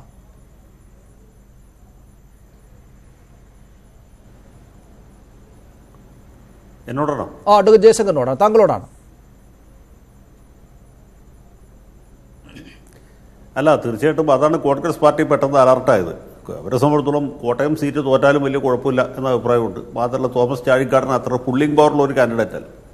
പിന്നെ കോട്ടയം കുറെ കൂടി ഒരു ഉറച്ച UDF സീറ്റാണ്. അവിടെ ജയിക്കാനും നല്ല സാധ്യതയുണ്ട്. മറ്റു വിധത്തിൽ ഒരു കൊള്ളാവുന്ന സ്ഥാനാർത്ഥി ആർക്കെന്നാലും ജയിക്കാവുന്ന ഒരു സീറ്റാണ്. പണ്ട് സുരേഷ് കുറുപ്പും മറ്റും ജയിച്ച ഒരു കോട്ടയമല്ല. പ്രത്യേകിച്ചും ഈ വാടൂർ മണ്ഡലം ഇല്ലാതാവുകയും ചങ്ങനാശ്ശേരി മാവേലിക്കരയുടെ ഭാഗമായിട്ട് മാറുകയും ചെയ്തതിന് ശേഷം, മാത്രമല്ല പാലയും പിറവവും കൂടി കൂട്ടിച്ചേർത്തതിന് ശേഷം കോട്ടയം ഒരു ഉറച്ച UDF സീറ്റാണെന്ന് പറയേണ്ടി വരും. അപ്പോൾ അവിടെ ജയം അതിപ്പോൾ മാണി ഗ്രൂപ്പിൻ്റെ ഒരു പ്രശ്നമാണ്. മാണി ഗ്രൂപ്പ് ജയിക്കോ നോക്കോ എന്നുള്ള കോൺഗ്രസിന് അത്ര കൺസേണുള്ള കാര്യമില്ല. പക്ഷേ ഇടുക്കിയെ സംബന്ധിച്ചിടത്തോളം ഒരു വിട്ടുവീഴ്ചയ്ക്കും കോൺഗ്രസ് കയറാവില്ല. അവർക്ക് ജയിച്ചാൽ മതിയാവും. കഴിഞ്ഞ തവണ ഡീൻ കുര്യാക്കോസ് തോറ്റ സ്ഥലമാണ്. ഇത്തവണ ജയിക്കാൻ അവർ ഉത്കടമായിട്ട് ആഗ്രഹിക്കുന്നു. ഒരു പക്ഷേ ശ്രീ ഉമ്മൻചാണ്ടി തന്നെ ഇടുക്കിയിൽ മത്സരിച്ചേക്കും എന്ന് കേൾക്കുന്നു. ഉമ്മൻചാണ്ടി അല്ലെങ്കിൽ വാഴക്കനോ അല്ലെങ്കിൽ ഡീൻ കുര്യാക്കോസോ മറ്റെങ്കിലും ആരെങ്കിലും ആയിരിക്കും. അപ്പോൾ ഏതായാലും ഇടുക്കി സീറ്റ് ജയിക്കാന്നുള്ളത് കോൺഗ്രസ് സംബന്ധിച്ചിടത്തോളം വളരെ പ്രധാനമാണ്. അതുകൊണ്ട് മാത്രമല്ല പി ജെ ജോസഫും കോൺഗ്രസും തമ്മിൽ ഞാൻ നേരത്തെ പറഞ്ഞ പോലെ നല്ല ബന്ധമാണ്. ഉമ്മൻചാണ്ടിയുമായിട്ടും രമേശുമായിട്ടും ഒക്കെ നല്ല ബന്ധം പുലർത്തുന്ന ആളാണ് പി ജെ ജോസഫ്. അപ്പോൾ അദ്ദേഹത്തെ ഏതെങ്കിലും രീതിയിൽ പറഞ്ഞ് അനുനയിപ്പിക്കുക എന്നുള്ളത് വളരെ പ്രധാനപ്പെട്ട കാര്യമാണ്. അവരതിന് പരമാവധി ശ്രമിക്കും എന്ന് തന്നെയാണ് ഞാൻ വിചാരിക്കുന്നത്. സി എ റഹീം, ഇതിൻ്റെ ഗുണം കോട്ടയത്ത് കിട്ടുമെന്ന് വിചാരിക്കുന്നുണ്ടോ? ഇതടക്കം UDFിനകത്തുണ്ടാകുന്ന അസ്വാരസ്യങ്ങൾ ആത്യന്തികമായിട്ട് നിങ്ങൾക്ക് തെരഞ്ഞെടുപ്പ് സമയത്തടക്കം വന്ന് പരിഹരിക്കപ്പെടാതെ ഗുണം ചെയ്യുമെന്നാണോ നിങ്ങൾ വിചാരിക്കുന്നത്? ഇതിനകത്തൊരു പ്രശ്നം, രാഷ്ട്രീയ ധാർമ്മികതയുടെ പ്രശ്നമുണ്ട്. ചതി, അധികാരത്തിനുള്ള, ഇവിടെ ശ്രീ ജയശങ്കർ ഉപയോഗിച്ചൊരു പദം അക്രാത്മ എന്ന പദമാണ്. ഇതെന്തിനാണ്? ഇത് രാജ്യം വളരെ നിർണായകമായൊരു ഘട്ടമെത്തി നിൽക്കുമ്പോൾ വളരെ ഉൽപ്പതിഷ്ണുക്കളായ ഒരു വലിയ വിഭാഗം വോട്ടർമാർ അവർ വളരെ പാനിക്കാണ് രാജ്യത്തിൻ്റെ ഭാവിയെക്കുറിച്ചോർത്ത്. അതിനിടയിലാണ് ഇത്തരത്തിൽ ഇപ്പോൾ നേരത്തെ അദ്ദേഹം പറഞ്ഞല്ലോ, ഒരു അമ്മായിയപ്പൻ, ഒരു മരുമകൾ, പിന്നെ ഒരു മകൻ, ഇവർ ചേർന്നാണ് ഒരു രാഷ്ട്രീയത്തെ നിർണ്ണയിക്കുന്നതെന്നൊക്കെ പറഞ്ഞാൽ ആ മണ്ഡലത്തിലെ വോട്ടർമാർ എത്ര ഇതിനെയൊക്കെ എങ്ങനെയാണ് കാണുക? കേരളത്തിലെ വോട്ടർമാർ എങ്ങനെയാണ് കാണുക? ഇതൊരു ഭാഗം. മറുവശത്ത് ഈ അടിയൊഴുക്കുണ്ടായിക്കഴിഞ്ഞാൽ ഈ പറയുന്ന ഫൈറ്റ് ആരംഭിച്ചു എന്നാണല്ലോ പറയുന്നത്. ആ ഫൈറ്റ് എങ്ങനെയാണ് ഇപ്പോൾ ചെയ്യാൻ പറ്റുക? ഫൈറ്റ് ഇപ്പോൾ ചെയ്യാൻ പറ്റുക? ശ്രീ ജോസഫ് ജോൺ പറയുന്നത് കേട്ടാൽ തോന്നുന്നത് കെ എം മാണി ഉൾപ്പെടെ പി ജെ ജോസഫിനൊപ്പം വരികയും ജോസ് കെ മാണി ഉൾപ്പെടെ കുറച്ച് പേർ മാത്രം അപ്പുറത്ത്, നിഷ മാണി ഇങ്ങനെ കുറച്ച് പേർ മാത്രം അപ്പുറത്ത് നിൽക്കും എന്നുള്ള ധ്വനിയിലാണ് അദ്ദേഹം പറയുന്നത്. അദ്ദേഹത്തിന് ആത്മവിശ്വാസം ഇരുന്നോട്ടെ. പക്ഷേ ഫൈറ്റ് തുടങ്ങുന്നു എന്ന് അദ്ദേഹം വളരെ കട്ട് ആൻഡ് ടൈറ്റ് ആയിട്ട് പറഞ്ഞു. ഫൈറ്റ് തുടങ്ങുന്നു എന്ന് പറഞ്ഞാൽ അതിൻ്റെ അർത്ഥം എന്താ? ഫൈറ്റ് ഇടുക്കിയിലായിരിക്കും, അതിൽ യാതൊരു സംശയമില്ലല്ലോ. അപ്പോൾ പലയിടത്തും സ്വാഭാവികമായും ഇത് UDF-നെ ബാധിക്കും. സ്ഥാനാർത്ഥി നിർണയം അകന്നു പോകുന്നു, തിരഞ്ഞെടുപ്പ് പ്രഖ്യാപനം വന്നു, ഇടതുപക്ഷ ജനാധിപത്യ മുന്നണിയുടെ സ്ഥാനാർത്ഥികൾ എതിരാളികളില്ലാതെ ഇപ്പോൾ കളത്തിലിറങ്ങി നിൽക്കുകയാണ്. ജനത്തിൻ്റെ മുമ്പിൽ ഇപ്പോൾ സ്ഥാനാർത്ഥികളായി അവരുടെ പ്രതിനിധികളായുള്ളത് ഇടതുപക്ഷ ജനാധിപത്യ മുന്നണിയുടെ സ്ഥാനാർത്ഥികളാണ്. ഞങ്ങൾ മുമ്പോട്ട് വയ്ക്കുന്നത്, ഞങ്ങൾ ഇതിലൊന്നുമല്ല പ്രതീക്ഷ, ഞങ്ങളുടെ പ്രതീക്ഷ മോദിക്കെതിരായ രാഷ്ട്രീയ യുദ്ധത്തിലാണ്. അതിൽ ഇടതുപക്ഷത്തിൻ്റെ റോൾ, ഞങ്ങൾ മാത്രമേ ഉള്ളൂ ഈ ഫൈറ്റിൽ എന്ന് ജനം ഒരിക്കൽ കൂടി തിരിച്ചറിയുകയാണ്. ഇന്നലകളിൽ തെരുവിലും പാർലമെൻറ്റിലും സമരം ചെയ്യാനും പ്രതിഷേധിക്കാനും ഞങ്ങളെ ഉണ്ടായിരുന്നു എന്നതുപോലെ ഇത് തിരഞ്ഞെടുപ്പായപ്പോഴും അധികാര വടംവലി മാത്രമേ അപ്പുറത്തുള്ളൂ. ഇപ്പുറത്ത് വളരെ കൃത്യമായ രാഷ്ട്രീയ ബോധത്തോടുകൂടി ഇടതുപക്ഷം കളത്തിലേക്ക് ഇറങ്ങിയിരിക്കുന്നു. ഈ വ്യത്യാസം വളരെ പ്രകടമാക്കുകയാണ് ഇന്നലെയും ഇന്നുമുള്ള ഡെവലപ്മെൻറ്റ്. ഒരു കാര്യം, ഫൈറ്റ് തുടങ്ങുന്നു എന്ന് ശ്രീ ജോസഫ് ജോൺ പറഞ്ഞ ശ്രീ PJ ജോസഫ് ഫൈറ്റിന് വേണ്ടി തിരുവനന്തപുരത്തേക്ക് വന്നതെന്തിനാണെന്ന് എനിക്ക് മനസ്സിലാകുന്നില്ല. അദ്ദേഹം വളരെ പരിണിതപ്രജ്ഞനായ നേതാവാണ് ശ്രീ PJ ജോസഫ്. കേരളത്തിന്റെ രാഷ്ട്രീയ ചരിത്രത്തിൽ ഒരുപാട് മികച്ച പദവികൾ വഹിച്ച ആളാണ് അദ്ദേഹം. ചർച്ചകൾ വേണമല്ലോ.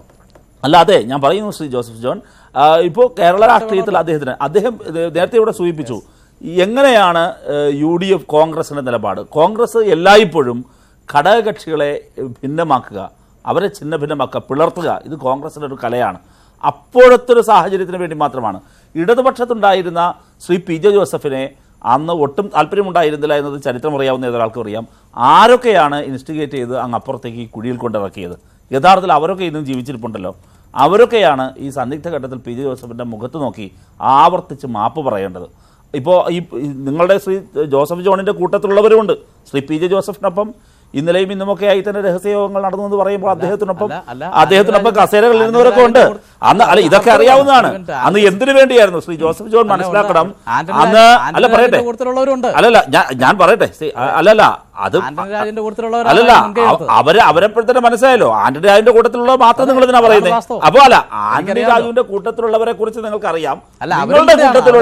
നിങ്ങളുടെ കൂട്ടത്തിലുള്ള അന്ന് ഈ പാവത്തിനെ കൊണ്ട് കുടിയിലിറക്കിയവരെ നിങ്ങൾക്ക് അറിഞ്ഞുകൂടാന്ന് പറയരുത്, അത് പറയരുത്. അപ്പോൾ എല്ലാവരെയും നിങ്ങൾക്കറിയാം, എന്താണ് നടന്നതെന്ന് എല്ലാവർക്കും അറിയാം. പിന്നെ ബാഹ്യ ഇടപെടലുകളെ സംബന്ധിച്ച് ശ്രീ ജയശങ്കർ നേരത്തെ സൂചിപ്പിച്ചു. അത് ഇങ്ങനെ ഒരുപാട് കാര്യങ്ങളുണ്ട്. അപ്പോൾ യഥാർത്ഥത്തിൽ ആരൊക്കെയാണെന്ന് എല്ലാവർക്കും അറിയാം. അവർ യഥാർത്ഥത്തിൽ ഈ പാവ മനുഷ്യനോട് മാപ്പ് പറയുകയാണ് ചെയ്യേണ്ടത് ഈ സന്ദർഭത്തിൽ എന്നുകൂടിയാണ് എനിക്ക് പറയാനുള്ളത്. അതാണ് ശ്രീ ജോസഫ് ജോൺ. ഇവിടെ നേരത്തെ അഡ്വക്കേറ്റ് ജയശങ്കർ പറഞ്ഞതുപോലെ ഇതൊരു തെറ്റായ തീരുമാനമായിരുന്നു, ഇത് പ്രവചിക്കാവുന്ന ഒരു കാര്യമായിരുന്നു. അതായത് ജോസ് കെ മാണി എമർജ് ചെയ്ത് വരികയാണ്. KM മാണി ഇത് പതുക്കെ അദ്ദേഹത്തിന്റെ പദവി ഇദ്ദേഹത്തിന് കൈമാറി പിൻ സീറ്റിലേക്ക് പോകും. ജോസ് കെ മാണി സ്വാഭാവികമായിട്ടും ഈ ആളുകളെ അകറ്റി നിർത്താനാണ് ശ്രമിക്കുക. രണ്ടാമതൊരു അധികാര കേന്ദ്രം ഉണ്ടാകാൻ ശ്രദ്ധിക്കുകയില്ല.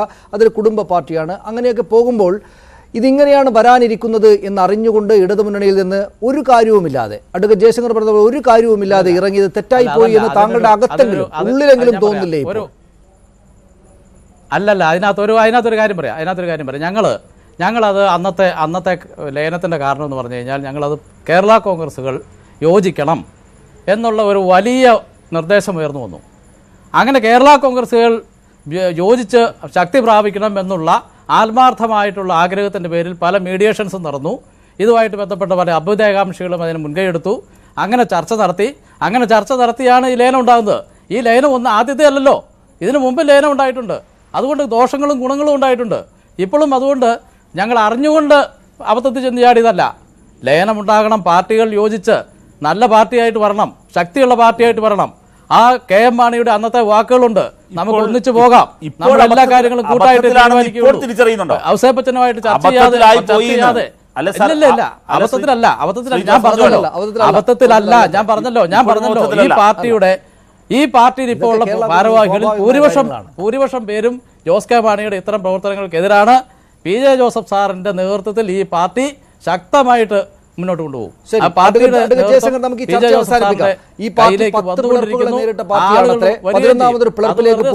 എന്ന കാര്യം ഉറപ്പാണ്. അത് വരാൻ പോകുന്ന കാര്യമാണ്. ഇല്ലില്ല, പിളർപ്പൊന്നും അല്ല, ഇത് വരാൻ പോകുന്ന കാര്യമാണ്. നോക്കിക്കോ, പാർട്ടി പിളരാതെ നിവൃത്തിയില്ല. ഞങ്ങളൊന്നും അറിയാതെ ഒന്നും. കേരള കോൺഗ്രസ് ആണ് പാർട്ടിയെങ്കിൽ പിളർന്നിരിക്കും. കാരണം കേരള കോൺഗ്രസിന്റെ ചരിത്രം തന്നെ പിളർപ്പുകളുടെയും പുനർയോജനങ്ങളുടെയും ചരിത്രമാണ്. വളരും തോറും പിളരും, പിളരും തോറും വളരും എന്ന് താത്വിക ആചാര്യനായ മാണി സാർ തന്നെ പറഞ്ഞിട്ടുണ്ട്. അതാണ് ശ്രീ ജോസഫ് ജോൺ. ഞാൻ നിർത്തുകയാണ് നമുക്ക് ചർച്ച. താങ്കളുടെ പോലെ ഈ ഫൈറ്റ് തുടരട്ടെ, ഫൈറ്റിൽ താങ്കളുടെ പക്ഷം വിജയിക്കട്ടെ എന്ന് ആശംസിക്കുന്നു. രാഷ്ട്രീയമായി ഏതായാലും കാര്യങ്ങൾ നടക്കുന്നത് വലിയ സന്തോഷമുണ്ടാക്കുന്ന അല്ലെങ്കിൽ കൗതുകമുണ്ടാക്കുന്ന കാര്യങ്ങളായിരിക്കും. സന്തോഷമെന്നല്ല, കൗതുകമുണ്ടാക്കുന്ന കാര്യങ്ങളായിരിക്കും സ്വാഭാവികമായിട്ടും ഈ കാര്യങ്ങൾ ദിവസങ്ങളിൽ നടക്കുക. നമുക്ക് വീണ്ടും ഈ ചർച്ചകളിൽ ഇരിക്കാം. വളരെ നന്ദി. ഞങ്ങളോടൊപ്പം ഈ ചർച്ചയിൽ പങ്കെടുത്തതിന് ശ്രീ ജോസഫ് ജോൺ, അഡ്വക്കേറ്റ് ജയശങ്കർ, ശ്രീ ആന്റണി രാജു, ശ്രീ എ റഹീം ഈ ചർച്ചയിൽ പങ്കെടുത്തതിന് നന്ദി. UDF-ലെ പ്രശ്നങ്ങൾ വിജയസാധ്യത കുറയ്ക്കുമോ അവരുടേത് എന്നതായിരുന്നു ഞങ്ങളുടെ ചോദ്യം. ഞങ്ങളോട് പ്രതികരിച്ചതിൽ ബഹുഭൂരിപക്ഷം പേരും 70% പേരും ഞങ്ങളോട് പ്രതികരിച്ച പ്രേക്ഷകരിൽ 70% പേരും വിജയസാധ്യത UDF-ൻ്റേത് കുറയും ഇതുകൊണ്ട് എന്ന അഭിപ്രായമാണ് പ്രകടിപ്പിച്ചിരിക്കുന്നത്. 30% പേർക്ക് മാത്രമേ മറിച്ചൊരു അഭിപ്രായമുള്ളൂ.